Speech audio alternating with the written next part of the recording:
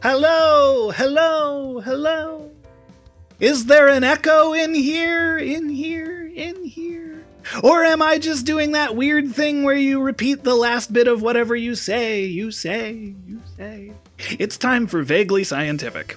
Scientific.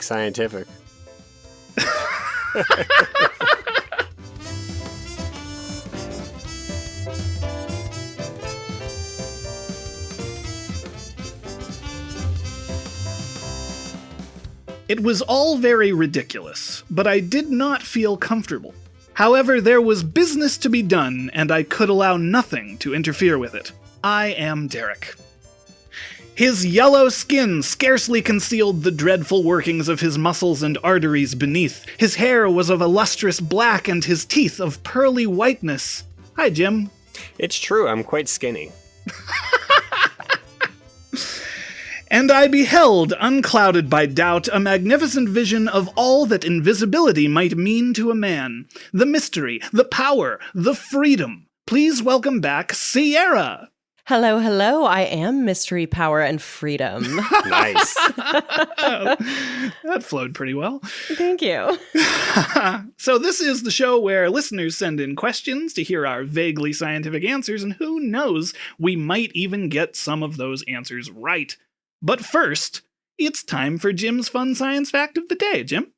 All right. I wrote this one in because I had a lot of fever a couple weeks ago. And so, according to studies, most people have fever dreams when they get a fever. And these dreams tend to be strange, intense, and unsettling. And one of the reasons that scientists think that we have fever dreams is because fevers can interfere with our REM sleep cycle. Which I think is really interesting. Sense. Yeah. Oh, I've had those recently too. I know I have fever dreams like often when I'm sick, and I hate it. It's like one of the worst parts of being sick. Mm-hmm. Yeah. I never used to get fever dreams until around the time I turned 30, I think. And now I get them every time I have a fever. In fact, that's one of the ways that I know that I'm getting a fever is because I had weird dreams the night before. What's worse than when I just regularly try to sleep when I'm sick is the last time I took NyQuil. I haven't taken NyQuil in years because that always messes up my sleep. And I feel like I've had the worst fever dreams when I took NyQuil before going to bed. Oh, Oh, that knocks you out. Yeah, but it doesn't give you a restful sleep. It just makes you unconscious. That's a good... Just makes you unconscious. That's right? Accurate. So you wake up and feel worse because you didn't actually... I don't know. I mean... I guess we're not getting a NyQuil sponsorship here. But... I mean, that might be part of the appeal. I don't know. NyQuil will make you unconscious. Well, their slogan used to be best sleep you've ever had with a cold or something. And I'm like, that's demonstrably untrue. Yeah. Wholly inaccurate. Yeah. Yep. Well, I think before we move on to our first question, we should cover some housekeeping that we have because I have a little bit of stuff we got wrong and actually bothered to look up later. In episode 169, which was actually the very last episode, I mentioned a man named Giovanni Aldini who experimented on reanimating dead bodies. And I said that he was most known for something called galvanism. And I wasn't sure if galvanism was related to galvanization, so I looked into it, and it turns out they are, in fact, directly related. Galvanization refers to the process of coating a metal with zinc to prevent rust, whereas galvanism is the scientific term for the generation of electric current through chemical action, which is the underlying principle behind the galvanization process. Both terms derive from the name of a scientist, Luigi Galvani, who studied electrical currents in living things, most notably frogs, and was the uncle and mentor of Giovanni Aldini. It has often been suggested that Aldini's electrical experimentation might have been the inspiration for Mary Shelley's Frankenstein, which was published in 1818, but a specific example that is cited would have occurred when she was only 5 years old, so it's more likely it wasn't a direct inspiration. That makes sense. And there you go. There's why I was thinking about Gothic literature. There's always a reason. Yeah. I don't usually explain it, but there's something in my head. No, I think that's really interesting because I sort of had a assumption that it was related to the process of galvanization, but I never really looked into it. So Yeah, I just realized I had said galvanization like incorrectly when I meant galvanism, and I was like, oh, I hope that doesn't mean something completely different. Well, with that out of the way, I guess we should finally get to our first question this week. Does that sound like a good idea? Yeah. All right. Yeah, okay, cool. Question 1 this week is, if you were in charge of organizing a time capsule to preserve objects, information, technology, or anything else for a future civilization to discover, what would you put in it? Ooh. You know, this makes me think of a movie that's coming out, and of course I'm not going to remember the name of it, but I've seen commercials, and it's about how human life has ended, but the internet is still online. Oh. And there's like, it's got I think it's Kristen Stewart, the girl from Twilight, in it. Okay. And she's like vlogging with her boyfriend. And so this like robot that's living out in the middle of the ocean, like, is just watching these vlogs of her and her boyfriend living life. You know, obviously all of life has ended, but that's kind of where my first thought was. Specifically, I was thinking about COVID, and I would put something related to COVID in there. And I thought about like, if somebody had created a blog or like something showing what life was like, because it's hard like reading about it, or I've seen like TikToks of people talking about what COVID was like. It's hard to explain if you're not like watching what was going on. Interesting. Right, Yeah. right. Yeah, it's one thing to read about it on paper, but then to see like the facial expressions and like the emotion of the person actually talking about it. Yeah, and what they were doing. Yeah. This movie Oh, yeah, appears to be true. called Love Me, which Oh. I had to verify Yeah. because that's a very generic title for a movie. That is. Yeah, the SEO on that's not great, but Well, that's an interesting place to kind of come at this from, and I didn't think about that, but like I've looked at a little bit of like what people have done to preserve things. I wanted to talk a little bit, but I know Jim definitely knows way more about it than I do. The golden record that was sent into space. oh yeah, I actually put that down as something as like an inspiration of what I would want to put in there, in fact. Okay, cool. So I'm sure you have more to say about it than I do. But that I didn't think about the internet. Again, I don't really know what the internet physically is, other than a bunch of like server farms or a series of tubes, as I've been told. Right. But like everything that is on the internet is still on the internet somewhere. Mm-hmm. And is it going to be at this time, this Right. hypothetical time that we're talking about? So that's why I thought of putting something in there, because, you know, who knows if the internet will still exist in this Right. hypothetical time that they're opening up this, Yeah. time capsule. Yeah. That's one of the things that I spent a lot of time looking into, was sort of how long will various digital media survive? And it seems as though not very long at all. So Aw. some of the most, I guess, what would you call it, shelf-stable physical media would be things like CDs or DVDs, and they only last maybe around 50 years in optimal conditions. And there will be some outliers to that, and it's possible that they might have a way of preserving these a little more. I don't know what the time capsule would be made out of, but maybe Sure. it like vacuum seals and like, pumps all the air and kills all the bacteria, like sterilizes everything. But a lot of digital media isn't all that stable, and so when we have things that are preserved on the internet, for instance, a lot of these are just like copies of copies of copies, which is fine because a digital file can be copied any number of times. But then preserving that for 100 or 200 or 1,000 years, that's going to be really, really tricky. But I Yeah. thought that was really interesting because that was also my first impulse. It's like, oh, how could you preserve the whole internet like in a hard drive or something? Interesting.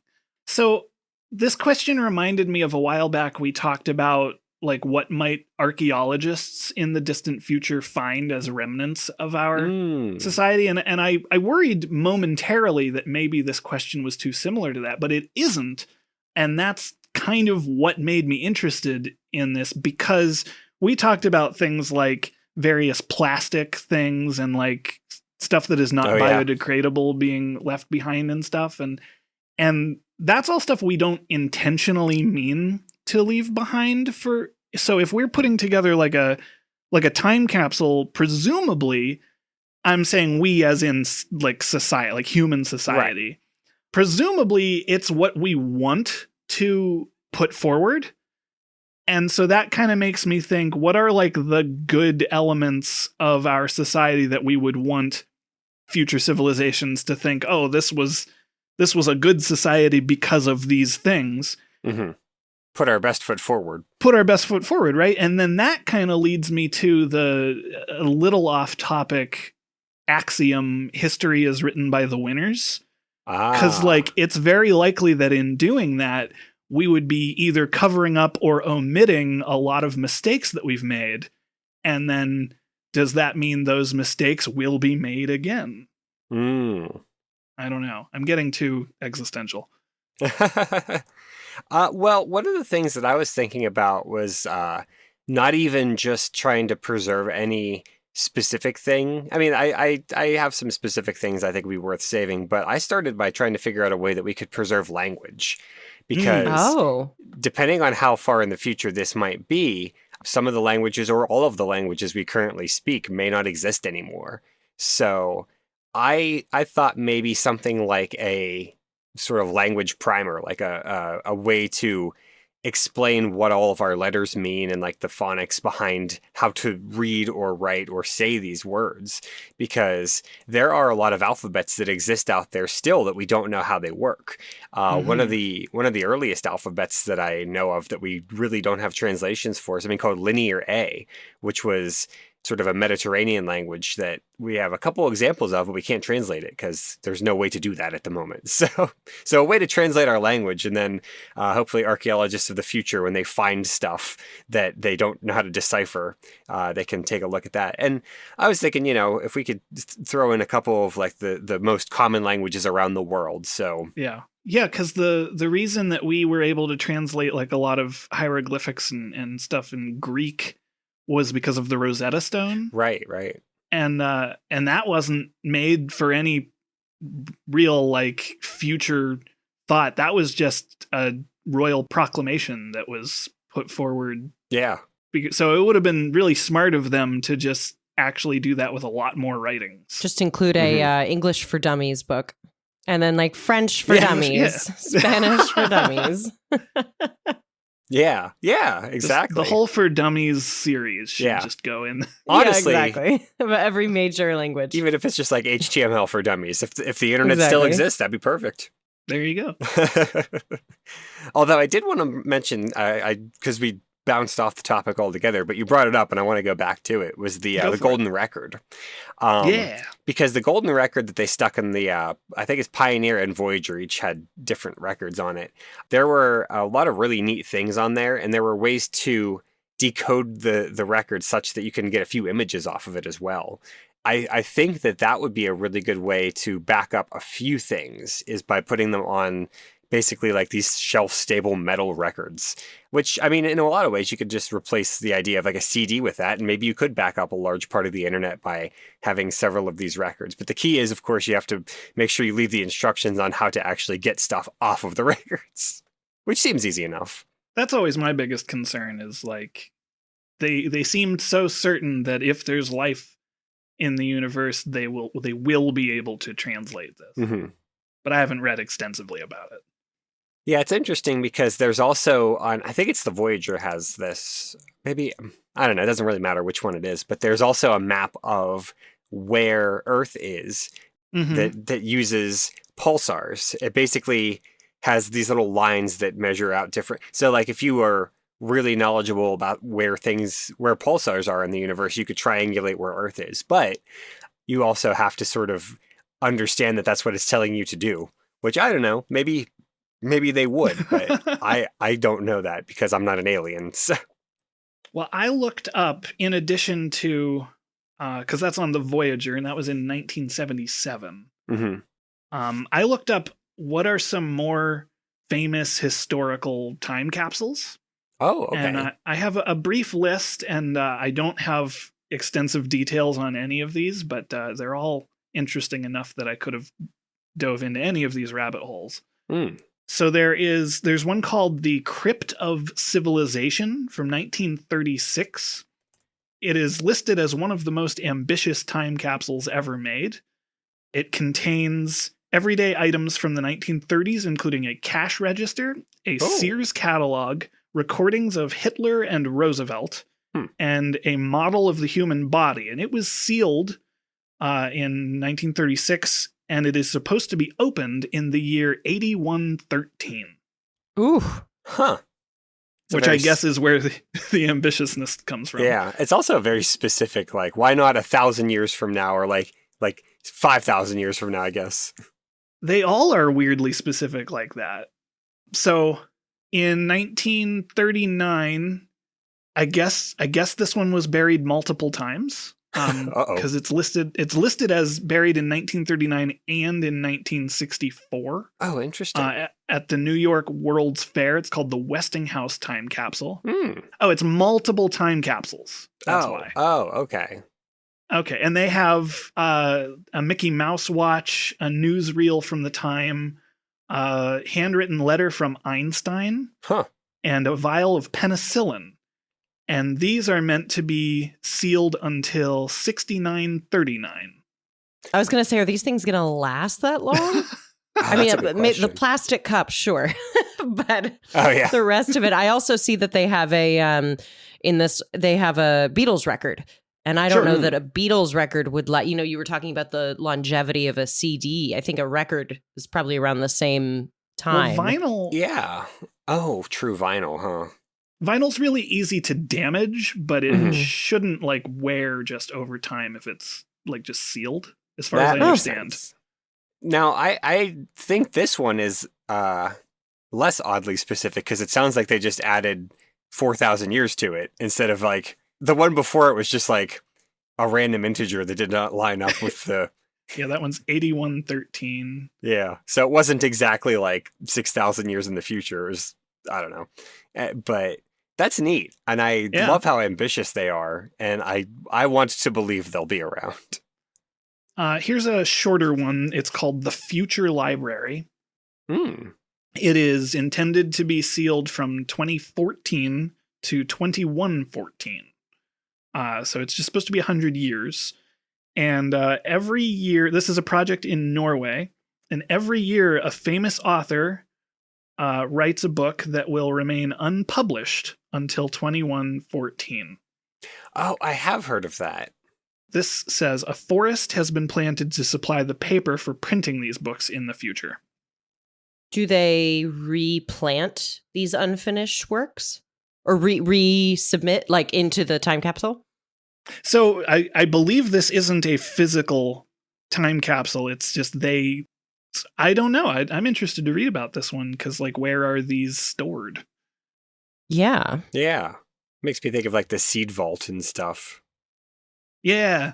Oh, that one I didn't put that one on my list. And then this one is the last one I have here, the KEO satellite. The KEO satellite, which is planned for 50,000 years into the future. Huh. Filled with messages from people worldwide. It is originally meant to launch in 2001, but it was delayed indefinitely. And it was supposed to be a satellite similar to the Golden Record, I suppose, but instead of being for aliens to discover, it was supposed to circle the Earth for 50,000 years and then return to Earth. Oh, interesting. That makes sense. But they didn't do that. I wish they would do that because that's cool. That made me look up, because I didn't know about this until just this minute where I Googled it. There are a couple different attempts to put time capsules on the moon. And apparently some of them have gotten there. I'm looking at a website for something called the Lunar Codex. And it looks like maybe one of them might have actually landed on the moon. It says landed on the moon February 2nd, 2024. The first one was on Orion, which went out and came back with the first Orion mission. The second one was on the Peregrine lander, which burned up in Earth's atmosphere. And then it says the third one launched January 15th, and it says targeted landing March 2nd of this year. So I guess by the time this episode comes out, it will maybe have landed. Okay. But I don't know anything about it. I'd have to like look through this website and like figure out what's the scoop. But that's a really cool idea, putting one up on the moon. That's a wild thought, because what if we don't, get to it first? Oh, true. I mean, can you imagine going to the moon and finding a time capsule from a civilization that's not ours? Oh, that'd be cool. Oh. And it was deliberately put on the moon, but it's not from the moon. Yeah. That makes me want to go back and watch 2001: A Space Odyssey, actually.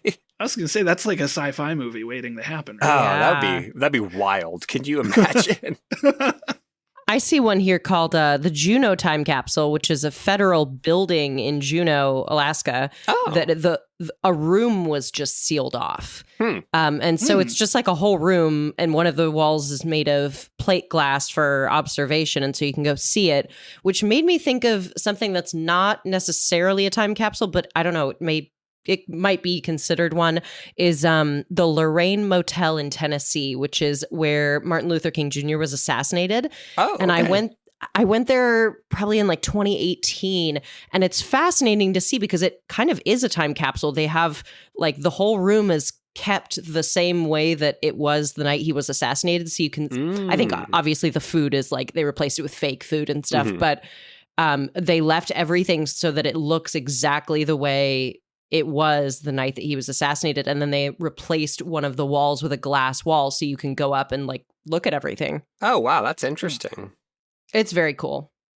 That I understand the historical significance, but that's like a very morbid thing to True. Yeah, a little bit. do.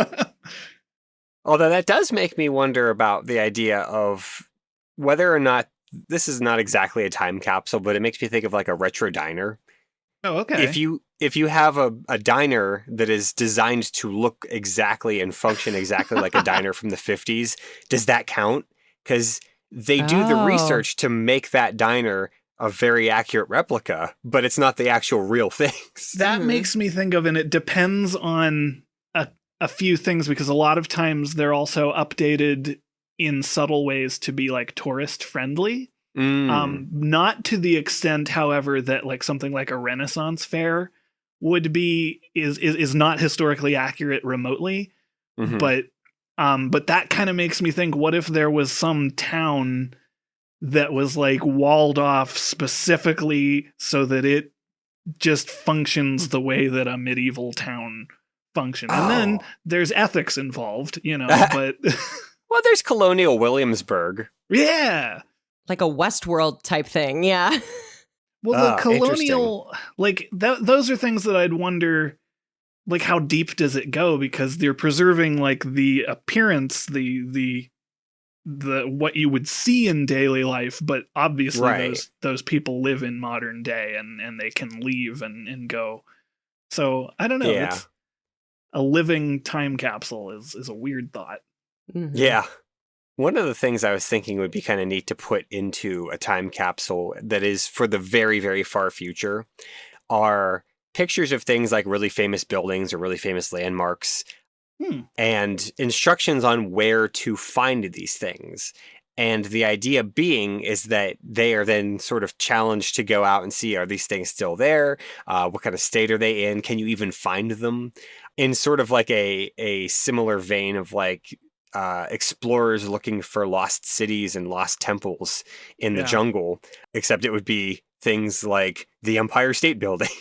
Like really post-dated geocaching. Kind of, yeah. That'd be cool. Mm-hmm. It'd be nice if some of the lost cities we had that. Like, yeah, true. I have also been reading a lot of One Piece, so the idea of treasure maps appealed to me. Oh, what a sentence. Yeah, I never thought I'd get to that point in my life where I decided to read One Piece. Well, that's the rest of your life. It's not bad, to be clear. I am enjoying it. It's just that I've always been very much of like, this is far too long and I'll never read it. And I started reading it and I was like, oh, I'm actually blowing through this pretty quick. It's not as bad as I thought it would be. It's still going, I think. It is. They are in what is being referred to as the final saga. So okay. there is likely not more than like 3 or 4 years left in it. It depends on how much, because he's not been very specific how long the final saga will go. Only 3 or 4 years. Yeah. Only 3 or 4 years. That's enough. Well, I mean, it's been running 25 years, I think. Yeah. Or no, 30 years. So all told, that's not too bad. Mira, the guy who did Berserk, died a few years ago, and so that was another long-running manga series that just will never end. Yeah. One of the other things I thought would be kind of neat, sort of in the same vein as the last thing that I said, was the idea of including pictures of things from space of, I don't know, just like the planets and stuff like that, just to sort of show that, and my assumption is that for some reason there's like some kind of big bad event that, you know, society is reset or something, which doesn't have to be the case. Like, ideally that will not be the case, but the idea that, oh, you know, we can show off that we actually were able to get to these planets and look at them really close and get pictures back of Mars and Jupiter, and like our technology was there. But now that I'm saying it out loud, I'm like, oh boy, I sure hope that's not why someone's opening this time capsule, is because we've lost all of our history. We've lost. Well, hopefully it's because they're so advanced that they, you know, can't even remember a time when we didn't have access to Mars or something like that. They open this thing and it's like, oh, it's quaint. They didn't live on Mars yet. Yeah. These 7 billion people all lived on the one planet? How'd they do that? Crazy. Mm-hmm. Everything that we've said is kind of like fitting into what I ultimately thought would be my answer. I have 2 answers. One is a joke, but the real answer is that the most valuable thing to preserve is information. Mm-hmm. Because like we can rebuild anything as long as we have the science that went into making it. Now here's my joke resources. answer. And the resources, right? Yeah. And I think that in one of the last seasons of The Walking Dead, there was a person who was traveling around the country with collected information that they had hand copied instructions for how to build a society. And it was a plot arc that was abandoned, but it was like, that's an interesting idea. That is an interesting idea. It wasn't an interesting story arc. That's why they abandoned it. But it's relevant to what we're talking about now. But here's my joke answer for what I would put in a curated time capsule. I would try to, again, it's only information, but I would try to cherry pick all information that supports every conspiracy theory. Oh, God. So that perhaps a future civilization might open only that information, and either they will think our civilization was so dumb that like everyone believed that, or, and what I'm hoping, or they would open this stuff and say, oh, this is actually just true. All of this stuff. And that's, JFK was a robot assassinated by aliens. Yeah. Oh my gosh. There is actually one other thing that I thought, besides information, that I think would be really neat to put into a time capsule. And this is something that's actually on the Voyager record, is just like greetings from people that are alive. And I thought a while ago, I have a fossil of a trilobite, like a real one. And I don't know, at some point, like it occurred to me as like, oh, this thing was like alive at one point. And it was this really weird moment of like connection with this thing that's been dead for about 400 million years. And I was like, man, that is something that I think would be a really cool thing to give to someone in the future, where you get to hear or see or you know, read about something directly from a person that was alive a long time ago that is no longer alive, and maybe they have descendants or whatever, but it's, I don't know, it's just this weird moment of connection that I had with the stupid trilobite fossil. And I was like, that would be a cool thing to package in a time capsule with real living people. Well, any like photos, videos would be extremely helpful, because then you can get, like you said, the truth from somebody that was there. That kind of makes me think of this TikTok I was watching, which it was a TikTok, so obviously everything in it is true in fact.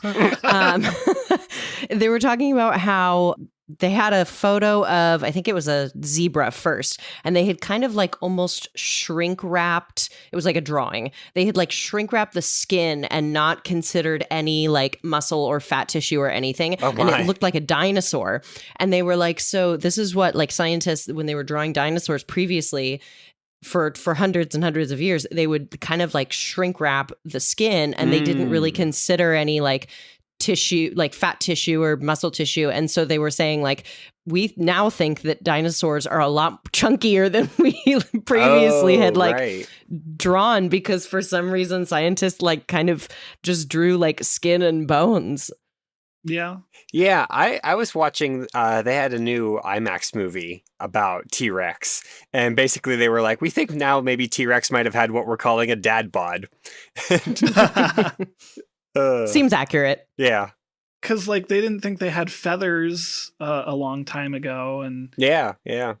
like if you look at the skeleton of like a camel, is one that I know of, is like this. The camel's hump is not represented on its skeleton. Yeah. So like if we just found a skeleton, we wouldn't necessarily know that they had that. Yeah, so I'm with you, Sierra. Pictures of all the animals and everything so that they know what these were like. Yeah. This is what they look like. Well, yeah, because then we thought that elephants or elephantoid things were where the trunk connected to the face. We thought that was an eye socket for a cyclops. Oh, right. Which is one of my favorite misconceptions of history. Mm-hmm. I love that. I want that to be fact really bad. Yeah. Oh, I love it so much. It's going in my time capsule. What, the cyclops? The Cyclops had skull. cyclopses. Yeah, we had them. Here's a picture of a skull of one. All right. Well, with question 1 all wrapped up, it is time to move on to our middle segment, which is one of my absolute favorite segments we get to do. We only get to do it once a year, and I usually forget about it for several months, but it is time to talk about the Ig Nobel Prizes. Woo. And if you're not familiar with the Ig Nobel Prizes, these are given out to scientists whose studies brought them to some very interesting places. And you'll kind of see what I mean. These are for very offbeat research projects that people do. And one of the things that I really encourage you all to do is go out and see why and to what end scientists do these projects, because a lot of times they have some really interesting ramifications that I'm not going to tell you about because I have not read any of these. Yeah, because there's like a whole write-up of what these are. Yeah. And you've just picked up the summary. Exactly, yeah. And the Ig Nobel website does have links to these papers, so you can go. There is one that I did read about because I was like, I have to know why they did this. But we'll get to that later. But we'll start right here at the top with the Ig Nobel Peace Prize. And this goes to B.F. Skinner for experiments to see the feasibility of housing live pigeons inside of missiles to guide the flight paths of the missiles. What? Yeah, I don't know. I have no idea.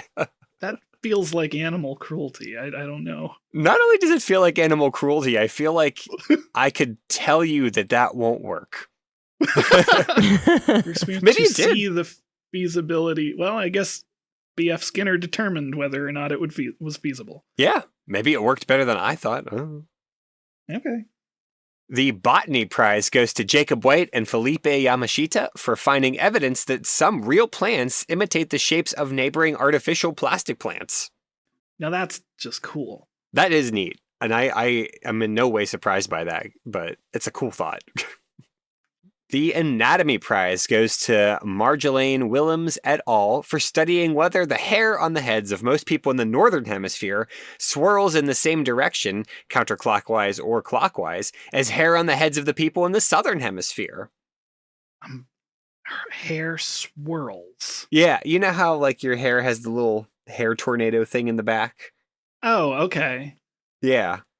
I love that you called it a hair tornado. Yeah, hair tornado. That's what I've always called it. It worked because I know what you're talking about. Yeah.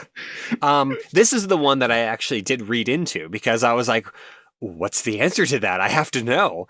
And it turns out that there is a statistically significant difference between the two groups, Northern and Southern Hemisphere, for which way their hair swirls actually go. And they were very clear that it is not because of the Coriolis effect. It is just genetic drift. But But it's still very funny that someone thought to test that, and it turns out that there was a difference.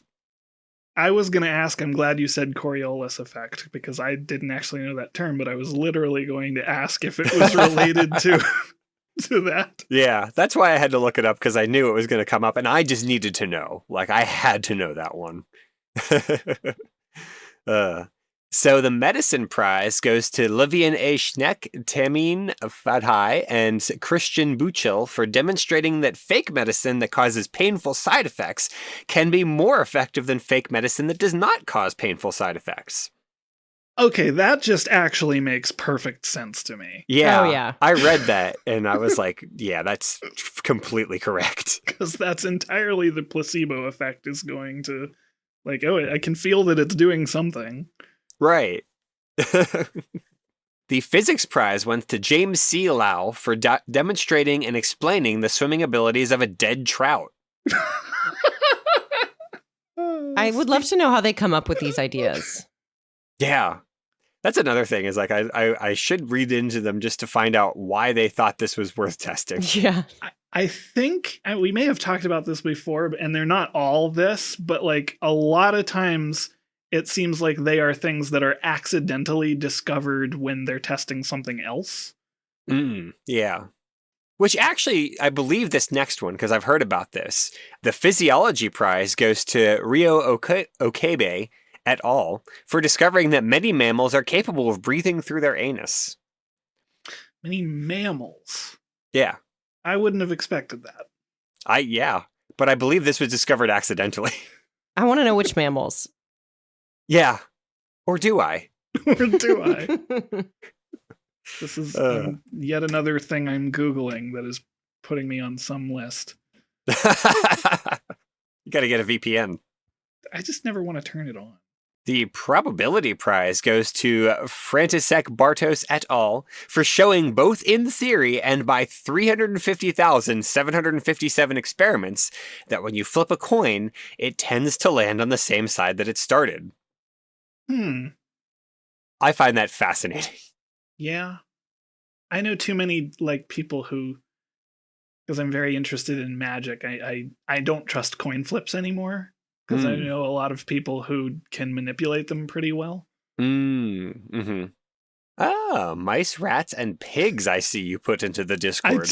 I just wanted to put that in there devoid of context for everyone to read. Perfect. I love it.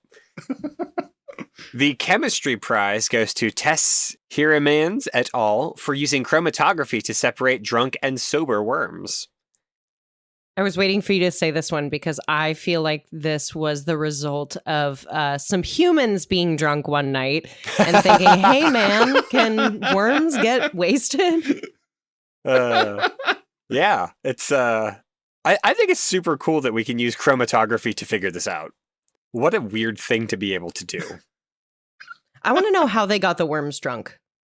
Yeah, true. Probably just dumped alcohol on them. Oh, God, that seems like torture.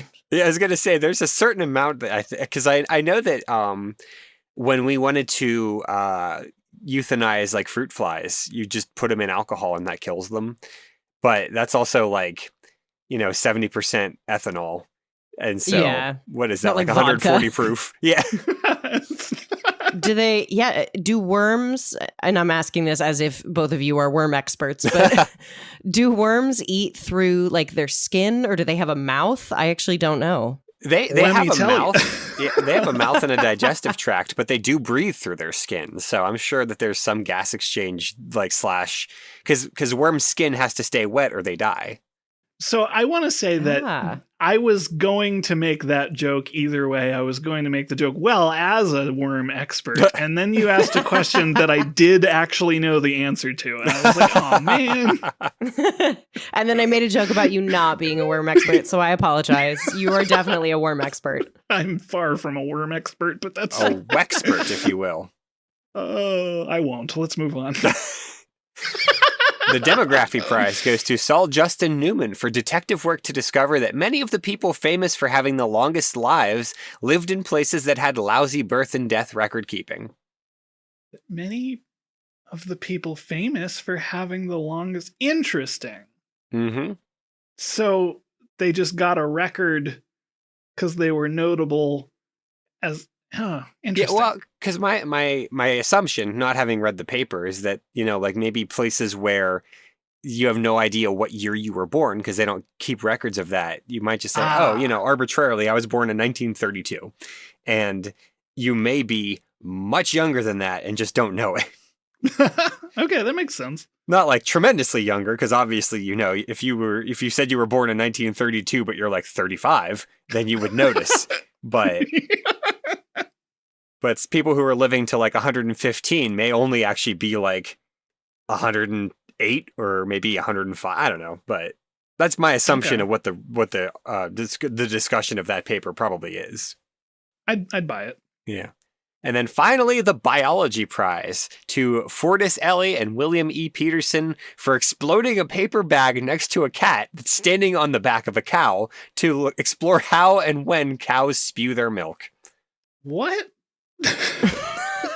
Yeah, I feel like there has to be a tremendously easier way to do that, but to explore so I could see what's weird about this one is I could see like, okay, maybe they're studying something related to animal behavior or reaction time or whatever, and just like the how and when cows spew their milk. I was like, what does that have to do with the cat? Yeah. My guess is that the cat gets scared and like does something to the cow. I don't know, like digs its claws in or something. And then the cow reacts to that. But if that's the case, why not just like poke the cow with a hat pin or something? I don't know. Yeah, like a pain sensor or something. Yeah. This is the Rube Goldberg Nobel Prize. Maybe there's a good reason they did what they did. Again, I don't read any of these. I just pull them off the site and then let the listeners decide whether or not they feel the urge. I just also want to say, going back to the worm thing, I Googled how worms get drunk, which is going to completely mess up my search engine. But I love the wording of thescientist.com. They said, instead of taking the worms to a tiny tavern, which I love, great start. Yeah. The researchers intoxicated worms by temporarily placing them into a 3 to 5% ethanol solution, which that was kind of what you were saying, Jim. Okay, then. That makes sense. I have to say, I mean, a couple of these have mentioned animals, and just from these descriptions, I immediately jump to animal cruelty with a lot of them. And I know that can't be the case because there are very strict animal cruelty guidelines anymore. Right. But like the way they're worded, I'm like, it's like you want me to look into it. Yeah. Which I guess they do. I don't know. I mean, a big part of the Ig Nobel Prize is to draw attention to these studies because they're things that are not typically going to get a lot of airplay. Fair. Yeah, I mean, when I was in college and I was doing my capstone project, and they had a whole class about, how you get permission to do studies on different types of animals. And for some of them, like fruit flies, they're like, whatever, do whatever you want to the fruit flies. We don't care. But then like anything with like a spinal column, for instance, any vertebrate is going to need, a very, very stringent, detailed reason why you're doing this to this animal. Yeah. Well, that's interesting. That was the 2024 Ig Nobel Prizes. You could go to their website and check them out. And I will be linking to those in the show notes on vaguelyscientific.com. So that way you don't have to search too hard for them. And I'm looking forward to the next one. Yeah. Hopefully I don't forget to do it again. Well, they're like around September, and this is coming out in March. Right. So it's only 6 months off. Yeah. Well, you get it twice a year if you That's true. listen to us and read. I'm going to move on. All right. Well, we do have a second question this week, as we usually have a second question. This is no exception. Question 2 this week is, why does it not bother me to hear my own voice when I speak, but it's the most distracting thing ever to hear my voice through headphones when I speak? I got some answers. Oh, sorry. Go ahead. I'm glad you have some answers, because I was about to say I had a lot of trouble finding ways to look this up. Oh, interesting. I'll tell you why, because I was looking up specific variations of the question, and I pretty much every time just got troubleshooting your headset. Oh. Like, I was like, okay, that's not what I'm trying to do. Right. There's a few different ways you could think about it, because the headset portion is definitely not my expertise. Okay. That's a tech issue, but the reverb of your own voice, that's kind of what I have answers to.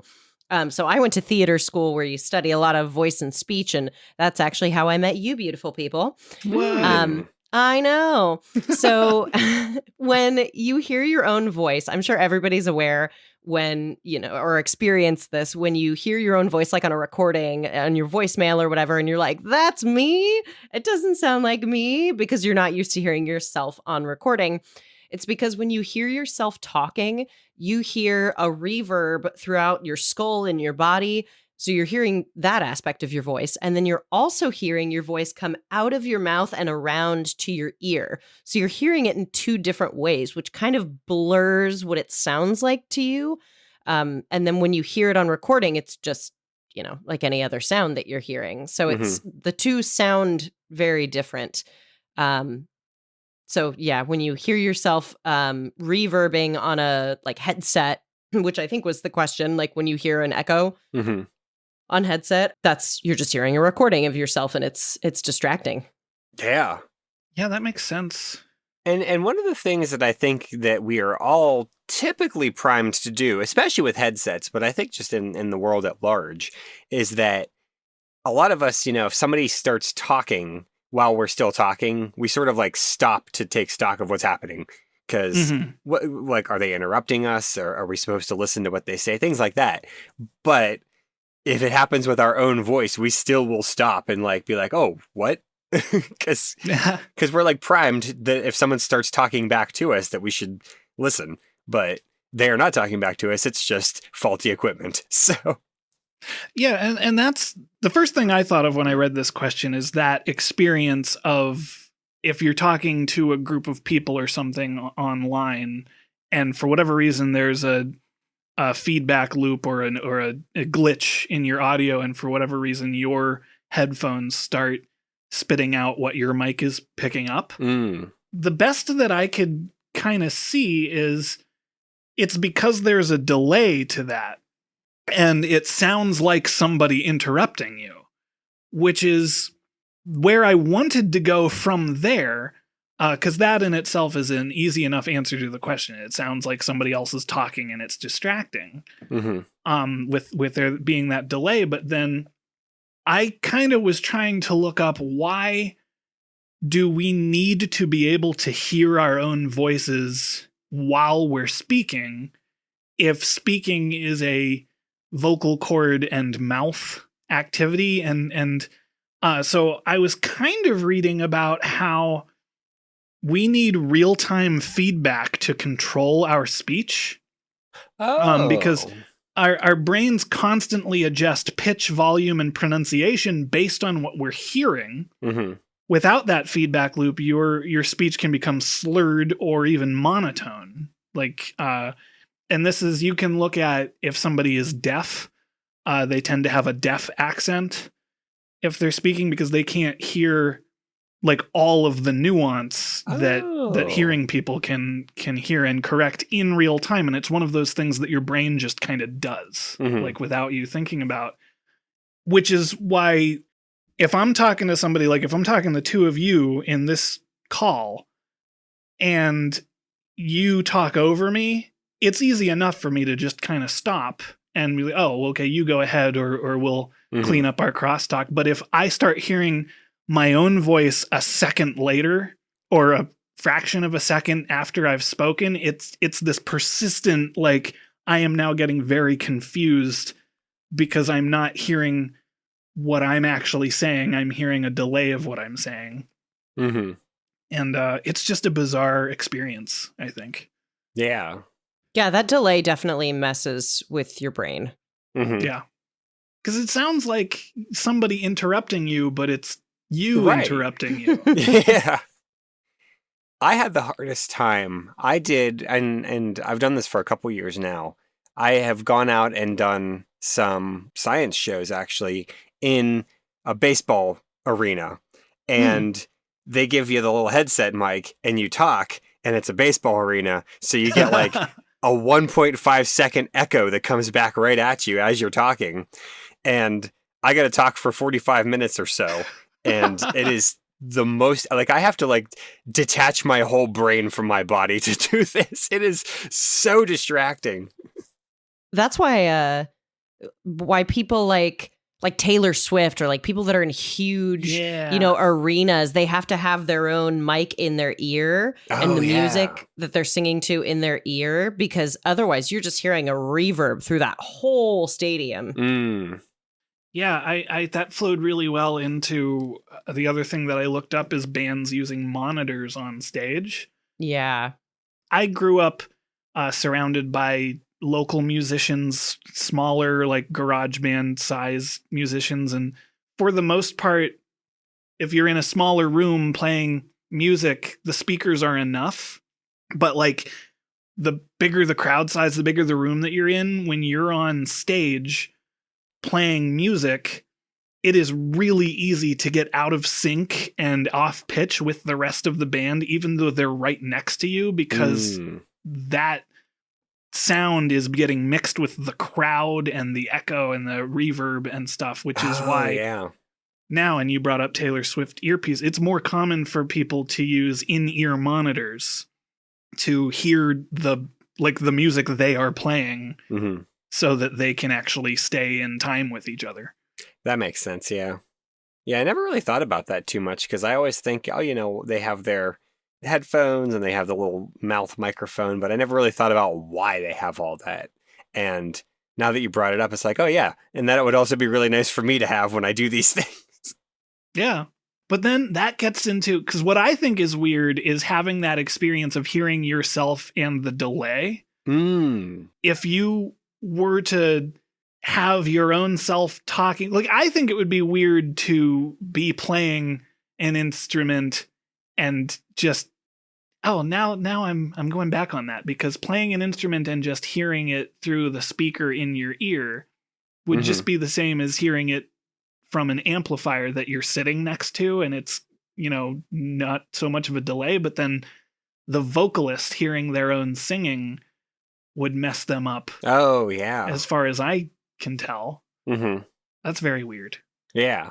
This is making me think about playing Rock Band actually, and how not because like maybe not the reason you're thinking, maybe it is, but how if you have like a TV that is LCD or whatever, you have to make sure that you sync the music up with what you're seeing on screen.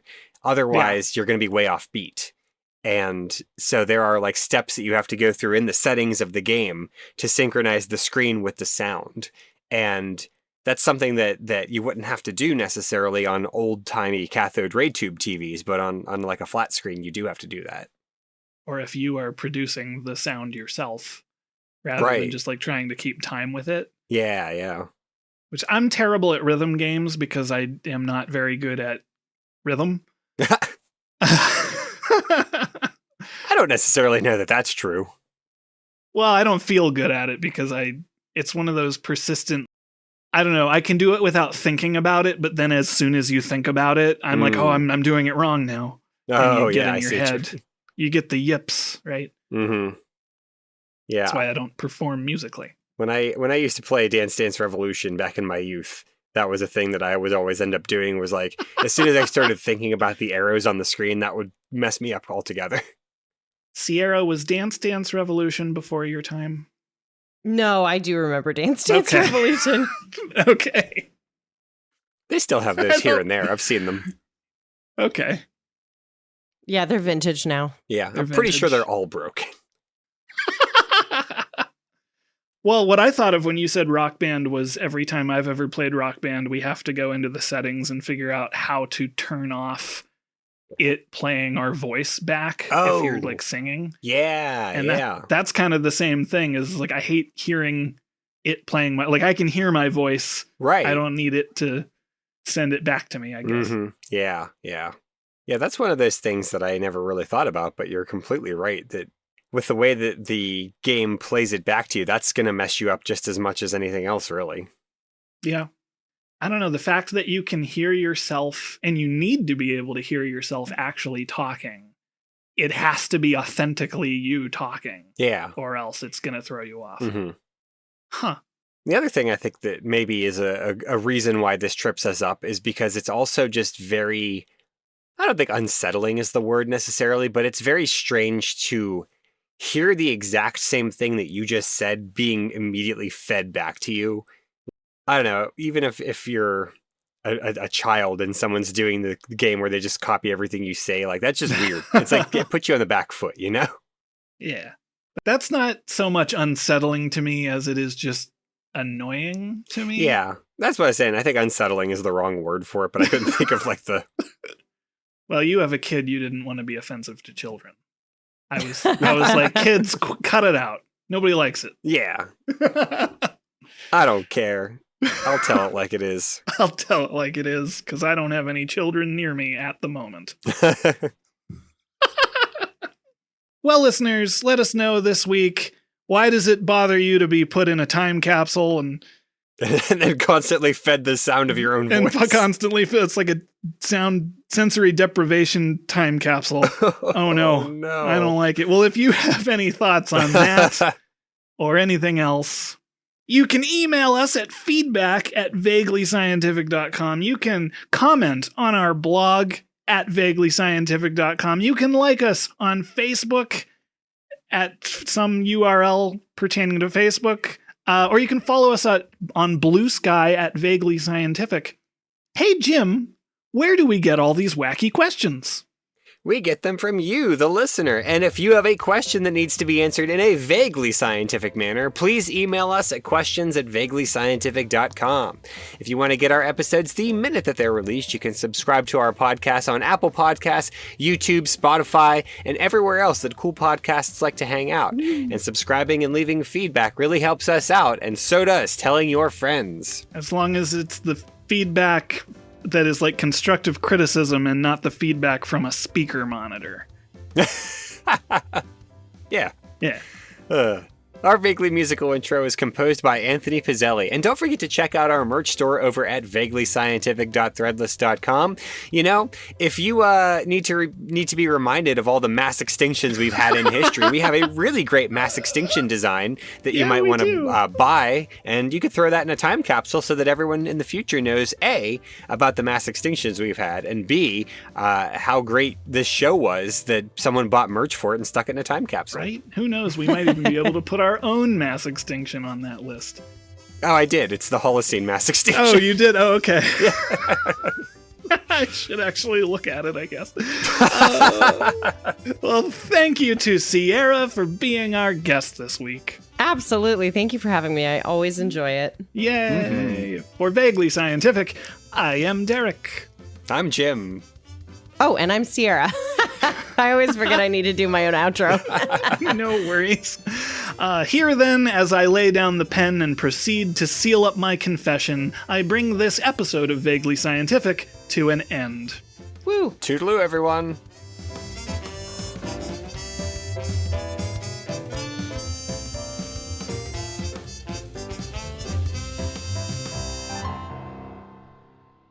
And then question 2 is, why does it bother me to hear my own voice when I speak through headphones? I paraphrased. Because my own voice is terrible and I hate it. Because my own voice is terrible. I sound like Richard Nixon. Then I'll do you should do the whole episode. Don't think I couldn't. Our conclusion. I think you could. I absolutely think you could. I think maybe I couldn't sit through it.